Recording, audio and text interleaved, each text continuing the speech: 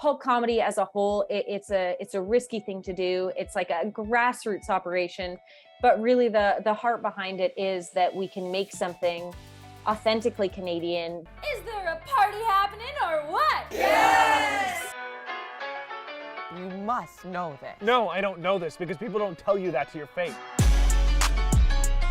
Okay, Julie, so nice to meet you again. The last time I talked to you was in March. We had an amazing interview. How's life been? How's your summer? Oh my gosh, my summer's been amazing. I mean, summer in Toronto is bumping and a good time, but it's been busy with lots and lots of work things. And you got a dog, I heard. I am a fur mom, and I thought that I wouldn't be as addicted to being a dog mom as I am, but I am. She is a child and I am her mom. What's your dog's name? Sanka. Sanka. Yeah. That's a cool name. Where'd that name come from? It is the name of a character in Cool Runnings, one of my favorite films. So let's talk about why we're really here. All right. Yes. So you just started a new sketch comedy series, co-founder, called Pulp Comedy. Tell me what it's all about. Dare you suggest that we don't understand what we're saying? Hello. What's your background? Oh, it's pretty sweet. It's my bicep, and here I am kissing an energy drink. Anyone can grab a finger. Oh my gosh, it has been a dream of mine to create something like this for a little while now. To give you a bit of background, I make sketch comedy on YouTube, and I've done so for many, many years, and I love it. It's great, but you're limited in your own collaboration abilities. You're limited by your own brain. And I've always wanted to make something for two reasons. One, I wanted to make something that had a collaborative aspect. And two, I wanted to create some sort of production company or a project that really, really highlighted Canadian writers and comedians and actors. So many of my friends have been pulled down to the States because they feel like that's where things are happening, which is very, very true. But I want to build something that encourages some of our best talent to stay here.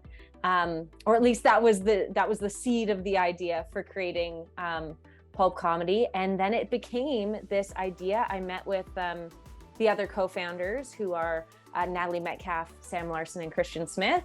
And I pitched the idea to them and they were like, yes, let's do it. Let's make something. And so we founded a sketch and panel show that we are airing on YouTube. I don't need a bidet. Yeah, you do. No, I don't. It's okay, Jay. This gentleman prefers walking around with, pardon my French, poopy butt. I want to go around the horn and see if you're a bidet or a dry wiper. Please. Dry wiper. Dry wiper. Look, here's the thing. No time. No time. Your Okay. turn. And it's a really unique concept. I actually just watched one of your episodes. I mean, where did that concept come about that you were going to do the sketch and then talk about it after? Well, it was twofold because we love sketch comedy, all four of us. But we already do a lot of sketch comedy. I do it on my own channel. We do sketch comedy shows. And so we wanted an element that felt a little different. And then as we were kind of chatting, I was of course talking about SNL because I'm a big fan of SNL and how much I love the talkbacks or the bloopers or when they talk about creating characters or something like that. I find that absolutely fascinating. So I was kind of wondering if maybe there was an element of that we couldn't put in the show. You know, you get to see the creation of the sketch and then you get to fall in love with the people who made it, hopefully.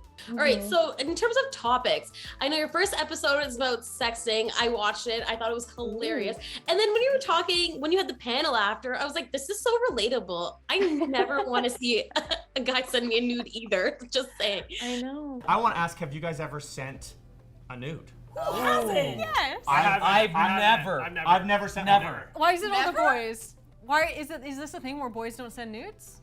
I don't have much to send. These are very relatable topics. What other topics can we look forward to? Oh my gosh. Okay, we have, well, episode 2 is all about bidets, which I find very relatable because I love bidets and think everybody should use them. We also have topics about, you know, what do you say at a funeral? There's like no appropriate thing to say. Everything's very observational and relatable. We have like one sketch that's all about the one friend that keeps a group of friends together. Yeah. And so when they leave, that kind of like awkward, we don't really relate to each other anymore. Yeah, we got some good stuff coming down the pipe. I think you mean the one that got away. No, he keeps escaping. And there's 10 episodes for the whole series. There's 10 episodes in the first season, yeah. And there's gonna be one episode released every week. Every week, you betcha. Pulp comedy as a whole, it's a risky thing to do. It's like a grassroots operation, but really the heart behind it is that we can make something authentically Canadian that, you know, young actors and comedy writers aspire to in the way that I've aspired to being on SNL. You know, I want to be Lorne Michaels, but I want to stay here. That's the hope and the dream. And I know we're a long way off, and I know this is the first season, but I think we're building something really special. Thanks for watching, and make sure to like and subscribe to our Narcity channel to see more great content.